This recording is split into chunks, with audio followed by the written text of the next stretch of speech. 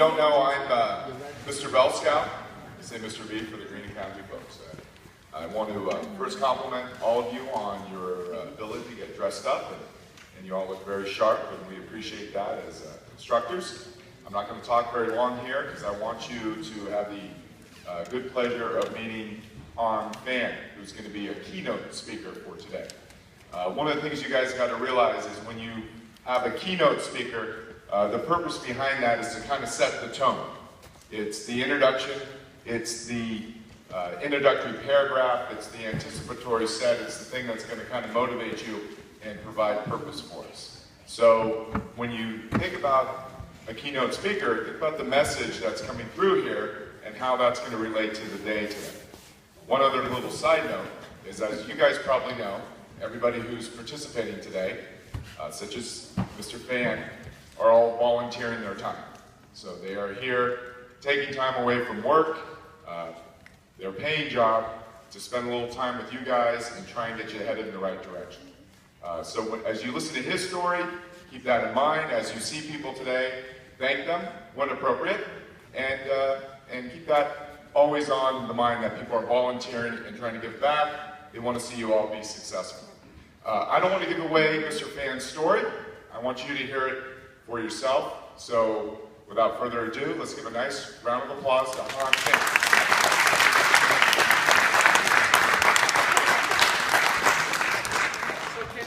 you guys hear me without the microphone? Yeah. You guys are good? Okay, so if you guys can't hear me without the microphone, wave your arms or something, and I'll get on the microphone. But I'm pretty loud, and there's not that many of you. So I want to thank Mr. Bell Scout, and actually Mrs. Bell Scout, for inviting me. I was pretty honored to get invited because in many ways, and you'll see a little bit here, growing up, I see a lot of myself in you guys, and it seemed odd that I would be asked to give, essentially, advice to you. It worried me because I asked myself, like, why would high school students today essentially care about what I had to say? And then I thought, it's a little bit like going to see a movie. When you go to see a movie and you don't know what the movie's about, you ask your friends, right? And after a while, they give you reviews. You go online, you get reviews, right? And you start to trust some of these reviews, and other ones you don't trust, right? You're like, well, that guy, he doesn't like the same movies I like, so I'm going to ignore what he says. In fact, I'm going to see the opposite movie what he wants, right? So advice is kind of like that. Once you know yourself, you can kind of figure out what advice applies to you and what advice does not apply to you. Okay, so that's the message. That's one of the messages I'm going to take away to you guys today, which is I'm going to tell you my story. Take from it what you think applies to you. Okay? It doesn't apply to everyone. Okay? Okay. So, I was born in Vietnam in 1966. This is a picture of me and my sister outside my grandmother's house in Vietnam. I was born on December 19th, 1966. But my birth certificate and my driver license says January 3rd, 1967. I have two other brothers. They were born in October and December. Their driver's license and birth certificate says January. Okay? My sister was born in October. Her driver's license says October. Okay? And the reason that is because, if you can see in this picture, there's a military truck back there. And that's because Vietnam was at a state of war at the time. And as long as I can remember hearing stories from my parents, Vietnam has always been at war. Okay? Okay, so when there's a war, there's a draft. And when you turn 18, as a boy, you get drafted. Right?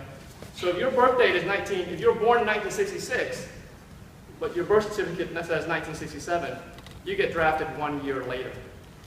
Okay?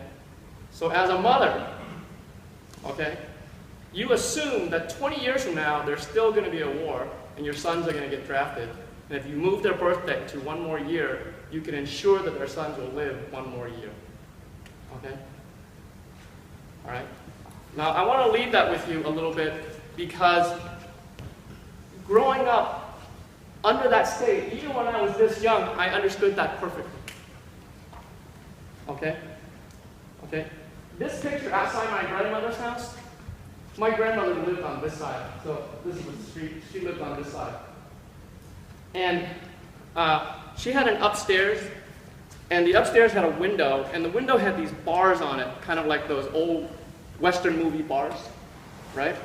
And then when I was like 4 or 5, I was pretty lazy, and I didn't want to go downstairs to go to the bathroom, right? So I would lean outside the bars and pee out into the alley below, right? And this story comes in a little bit later, but basically the way you can think about it is that you're standing there with these bars, you're peeing down, and there's an alley, and there's a wall right across from you, right? So that's what I'm seeing when I'm doing this, okay? All right. So here's a picture of my family. This picture is taken in 1975. This picture is taken slightly before the war ended. We knew the war was going to end, and we knew that our side was going to lose. We didn't know exactly when, but we knew it was close. The reason this picture is significant, one, is that for you, it shows our family. Here's my mom, here's my dad, here's my sister, it's me, my 2 brothers, and my stepsister. We rarely had a picture taken like this, and for me, when I was 8, it was unusual, I remember, to have a picture taken. And the reason this picture is taken is because when a war ends, there's chaos, and families try to escape the war, basically. And we had heard stories of families running to escape the wars, and the families would get split up, and the kids would get lost. Okay? And then the kids couldn't get reunited with their families anymore. Okay? So my brother at 3, he's illiterate, right? He doesn't know boo, right? So if he gets separated, we needed a document, a most recent document as possible of what the family looked like. So if my father was sent to a concentration camp, for example, because he was in the military, and if the other side wins, you send the other guys to prison. Then the families get split up. You need a picture, right? Okay. The key there is that growing up, my goals at the time was not to die at 18. The question of like what you're going to do when you grow up is irrelevant. Okay? Make it past 18, survive a couple years of war, and then we talk about it. Okay? Okay? So this theme comes up over and over again in the next couple sections, which is that your goals are bounded by what you can see. Okay? And what I saw was the upcoming draft, the upcoming war. That's what I saw. Those are my goals. I'm going to get past that first one. Okay? So the war comes to an end, and virtually on the last day, my parents decide that they needed to escape because my father was in so much danger. So basically the plan, was get on a boat, go out into the middle of the ocean, and hope to get picked up by another boat. That's the plan. Okay? So to put the plan in another way is we're going to trade the possibility of death for some opportunity that's better. Basically, that's the plan. Okay? All right? So we get on a boat, we go out in the middle of the ocean, and the boat leaves at night, so I go to sleep. And by the time I wake up the next day, we're in the middle of the ocean. And I had never been out in the open ocean. Right? So you wake up in the morning, what do you need to do? You need to pee, right? Right? The boat's packed full of people. There's no room in the toilet. The toilet basically was just this thing that, like this is the side of the boat, and basically there's 2 planks, and then you kind of straddle the plank, and then you go. But you're 8, adults are using the little planks, so you go off the side, right? So when you go off the side as an 8-year-old, it's exactly like peeing through the bars at your grandmother's house, right? So you lean out there, there's a little pole here, you hang on to it, and you pee. But when you pee and you look up, you don't see the alley and you don't see the wall anymore, you see the ocean. And you see the horizon, and the horizon is perfectly straight. The line of the horizon is so straight, you can't imagine a razor being sharper than that. And it goes on forever, okay? And immediately I knew that it had changed, okay? That my life was no longer limited by the bar, the alley, and the wall. I no longer had to escape the war. I knew that the possibility was infinite. I could have died. My sister and I talked about that. Like, we could die on this trip. But an 8 and 9-year-old doesn't really mean that much, right? The possibility of having my horizon extended was so exhilarating. I remember thinking, if we could just live, it's going to be awesome. You know, I got a chance. I don't know what that chance is, but I got a chance. I didn't have it before. Okay? So that was the second step. My imagination of what was possible and what my goals were had changed just because what I saw in front of me had changed. Okay? We spent about 3 to 4 months in refugee camps. Refugee camps, this is the one at Camp Pendleton. If some of you guys know Southern San Diego, Camp Pendleton is just north of San Diego. It's a Marine camp, it's a Marine base. They set up these tents here, and we lived in these tents for a few months. We were in a different refugee camp before this, but this is the last one. And this is a very common sight. Trucks pull up, they drop off stuff, you get stuff, right? What ends up happening after the refugee camp is that different people in the community, you know, people like Mr. Belskow or whatever, they get together and they said, you know, we're going to help one of these families. And the family and the people who helped us was a church. Okay? They got together and they said, we're going to help one of these families, and we're going to act as mentors, basically. You guys have mentors, right? Well, this church behaved as our family mentor, right? They got us housing, they got us clothes.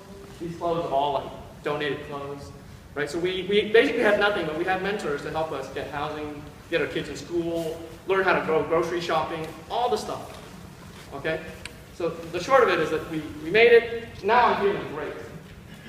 I'm feeling like $100, $1 million, because I know I'm not going to get drafted, right? I don't know any English, but I'm feeling pretty good at it. See here, okay. This is a couple years later, and the 6 of us are living. My parents and my brothers and sisters are living in a 2-bedroom apartment in San Diego. This is my grandmother. These are my uncles. My uncles come back into this story at the end. This was right around the time when I knew that we were on public assistance, that we were on welfare and we were on food stamps.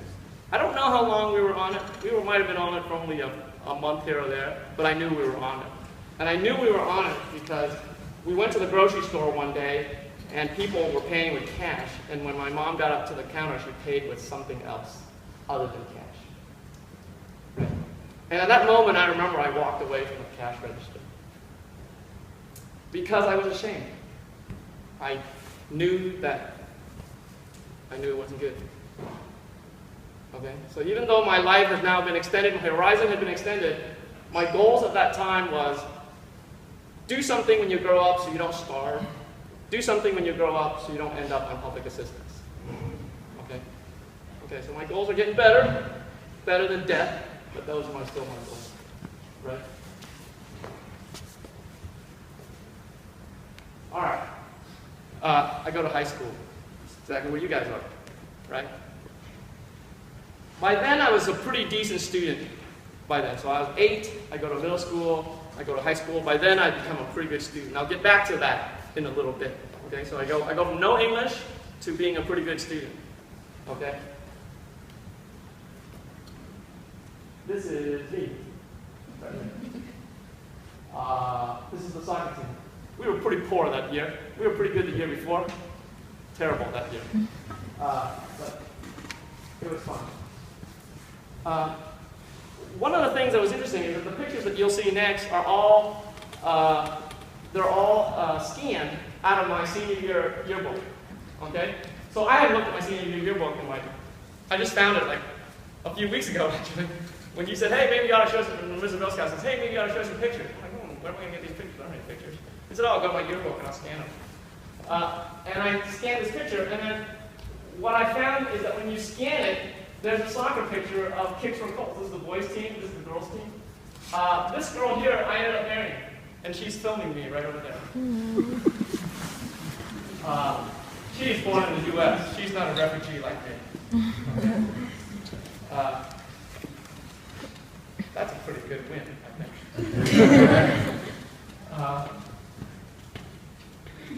I also participated in a lot of things at school. I was, my personality is to get out and get involved a little bit. So I was co-president of this culture club. This is my co-president. He and I were good friends for a long time. And here's a picture of him drinking, I assume it's like ginger ale or something, at an event that we threw, Oktoberfest. We threw Oktoberfest at the school. This promotes culture, right? So when I saw this picture, I thought it was ridiculous, right? Because I'm like, okay, here's a Vietnamese guy, right? And here's like an African-American guy, right? And we're throwing Oktoberfest, and we're serving donuts. Like, what does that have to do with Oktoberfest, right? But that's what we ended up doing. The point of this, though, is that, oh, and I was also in drama, that's me. The performing art program at my school wasn't as good as the one on the peninsula. There's only, that's all we had. The point of this is that I got involved with a lot of people. I ended up getting involved with a lot of people. I knew a lot of kids from a lot of backgrounds. The schools that we had then was very diverse. We didn't have any majority ethnicity. So we had like 40% whites, and I think and then 50-something% was made up of a mix of like African Americans, Hispanics. The Asian population like me has started to grow because we had this big influx of refugees. But it was a really mixed crowd.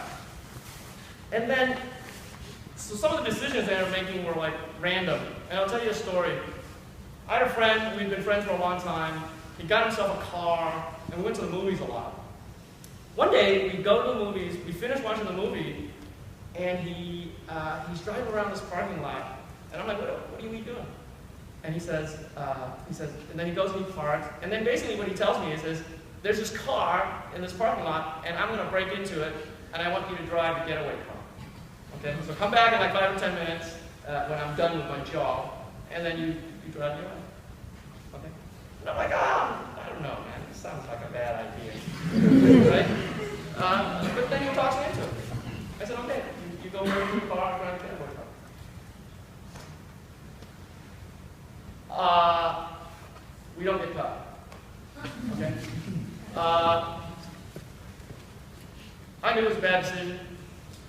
He didn't steal anything. He wasn't successful. So my conscience is clear on that count. Right? But I was lucky because I knew a bunch of other kids. Okay? If he was my only friend, then I probably would have gone out with him again and he would have tried to break into another car. Right? I was still his friend. Going on. But I could tell, and this wasn't a conscious decision. I didn't sit down that day and go, man, I gotta get away from this guy. I didn't think like that. It just made me nervous. Right? But I had somewhere else to go. Right?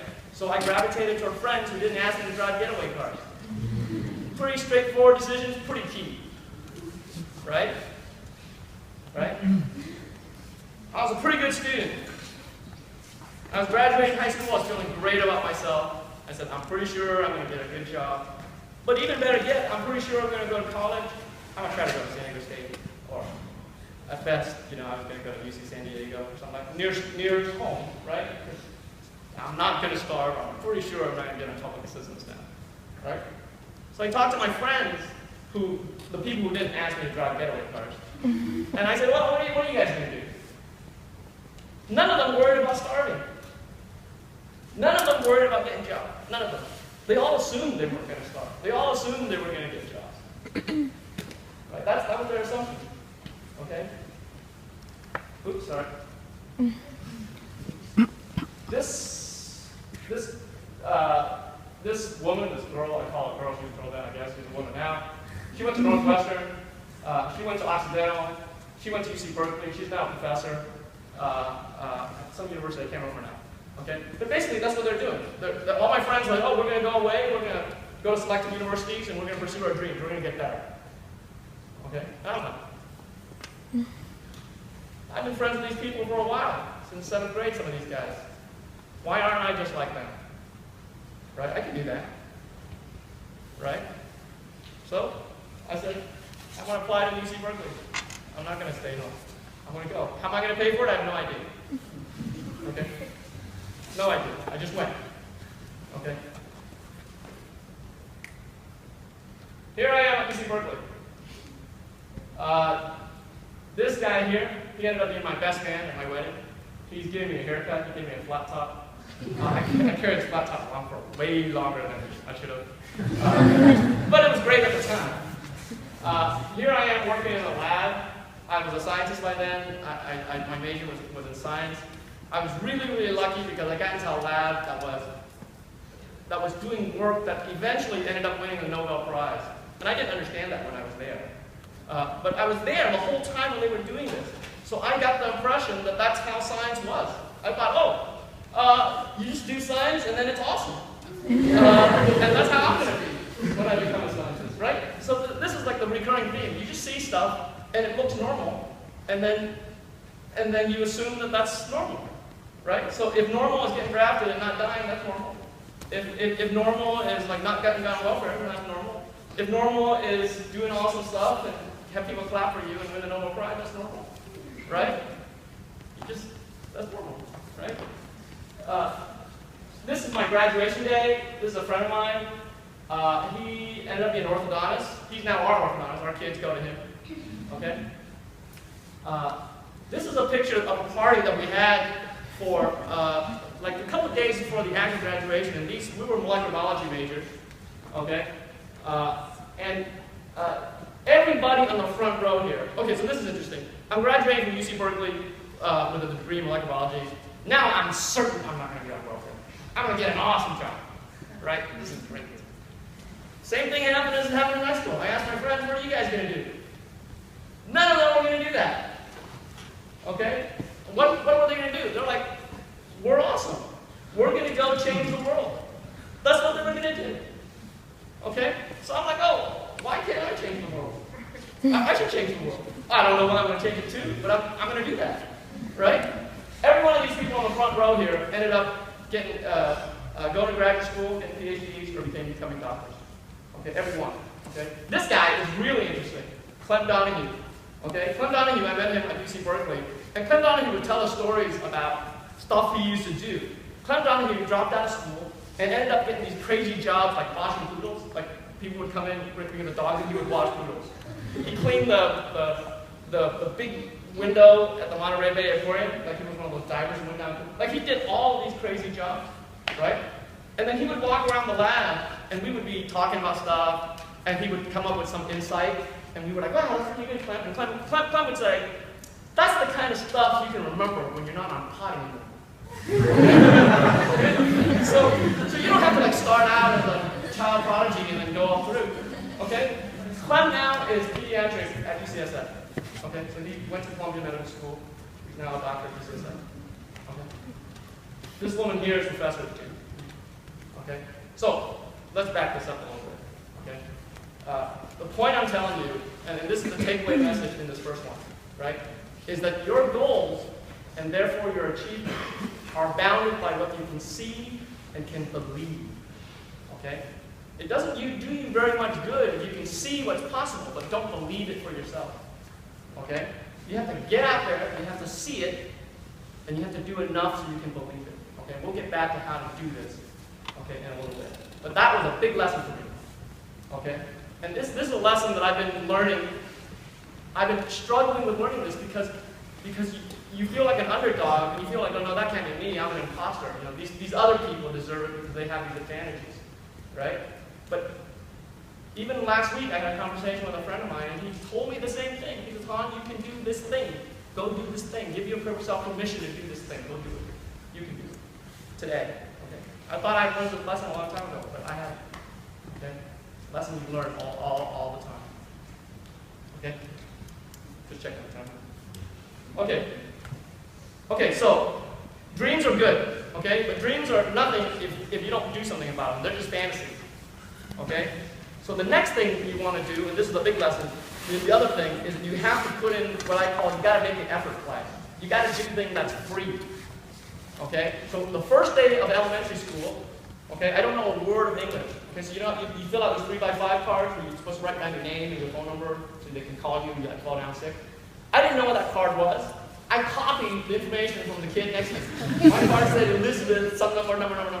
Okay, that's what it said. Okay, we had a spelling test. The spelling test had a word on it that was the organic name for aspirin. I wrote it down because even I can't remember it today. It's let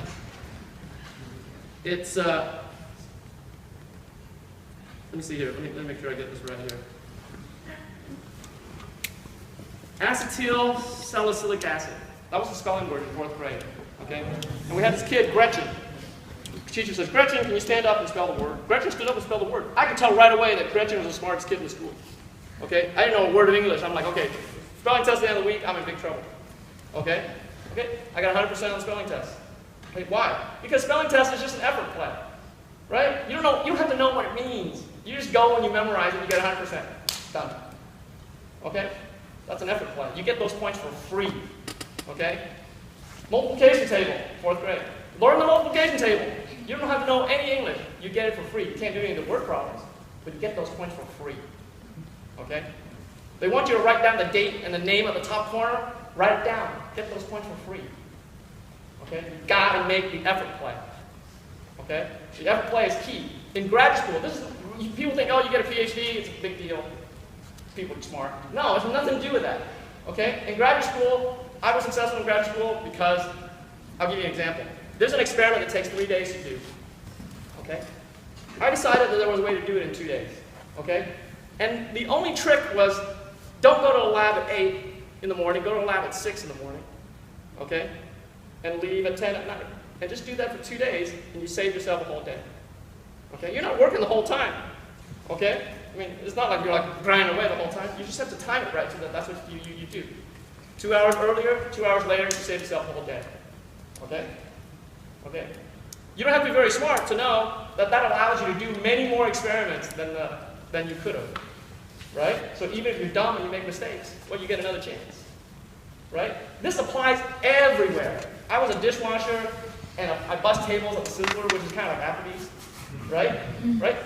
The first day I was there, I did this thing, and the manager came over and said, Huan, you're going to be good. I had no idea why he thought I was going to be good the first day, but he thought I was good. Okay, and I still couldn't figure out why. But I went to a restaurant the other day, and we were waiting for a table. This girl's wiping down the table, right? And I'm like, she missed the spot, right? That's an effort play. You get that for free. Okay, the manager's going to stand across the table and he says, you're busting tables. There's a customer watching you, and you missed the spot. That's poor effort, right? The effort play pays off everywhere. Okay, you got to get those points for free. Getting back to the school thing, for example, if the class to get an A, like I didn't know any English, I had no chance of getting an A. My goal wasn't to get an A. Okay, but think about this. You spend the effort to get 100% on the spelling test. Right? You spend the effort to get 100% on the arithmetic. You don't have to know any English. Right? If you just do that, you're going to get better. It's impossible not to get better. Right? And on top of that, then the problem of passing the class is no longer this amount of points. You know you're going to get these points for free. You only need these points. It gets a lot easier. You do that for a semester, you do that for a year, you gain confidence that you can do this.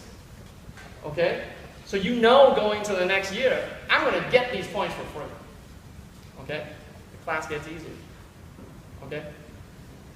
All right? Okay, so what is it that you actually do? Okay, so those are the 2 takeaway messages. Okay? Your goal and what you can achieve are bounded by what you can see and what you can believe. Okay, so what do you actually do? Well, the good news is that, and the second thing is make the effort play, right? That's it. Those are the key to, I've been trying to do these things for like 40 years, right? The good news is that the fact that you've chosen to be part of the program means that you've already decided to do those 2 things. Right? Right? I'm going to make the assumption that you've already decided that you needed to get into a situation where you could see more examples of success. The program is built for that. The mentoring thing, the getting out into the job shadow, that's what it's designed for. Right? I was mentor for a couple of kids last couple of years, and the one takeaway message is that the students didn't take advantage of that enough. Okay? They don't ask the mentors enough questions. Mentors don't want to force our opinion on you. We don't want to say, hey, I'm really smart, I'm really wise, I'm like Gandalf the wise, I'm Bilbo, you listen to me. It's not like that, right? You need to ask the question, and then the mentor will answer. Take advantage of that, right? Take advantage of the other mentor, right? Mentor swap, I don't know if that's allowed, but, do that kind of stuff. Get out and see more examples of success. Woodside's a pretty diverse high school. Get out and see more stuff. Okay? Just get exposed to what looks like success to you. Okay? Okay? And then finally, make the effort play. What is the effort play for you guys. I don't know. You guys can decide. But let's say it's to attend class, right? The kids who are successful, attending class is not a goal. Attending class is something that's going to happen. They're going to get that for free. They assume that. Right? So make that a goal. Don't make a goal. Don't make the goal so big. I'm going to never miss a class all term. Just make it in a week.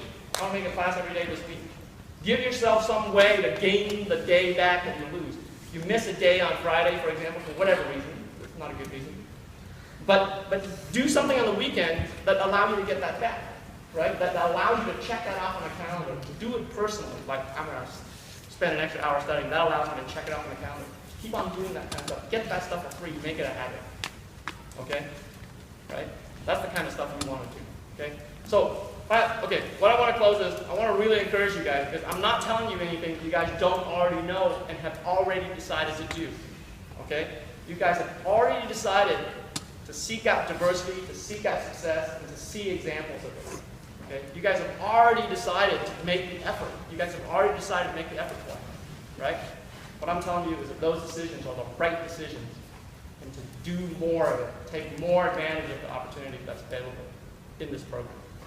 Okay? All right? All right, thank you very much.